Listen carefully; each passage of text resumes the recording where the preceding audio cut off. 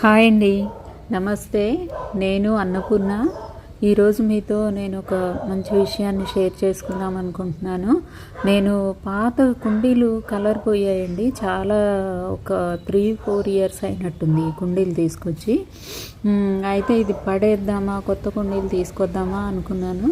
కానీ నాకు ఒక ఆలోచన వచ్చింది. ఇది కలర్ ఉంది కదా, కలర్ వేస్తే మళ్ళీ కుండీ అంతా బాగానే ఉంది, కలరే ఫేడ్ అయిపోయింది. ఈ కలర్ మనం మళ్ళీ వేసుకున్నట్టయితే కొత్త కుండీలా ఉంటాయి కదా అనిపించింది.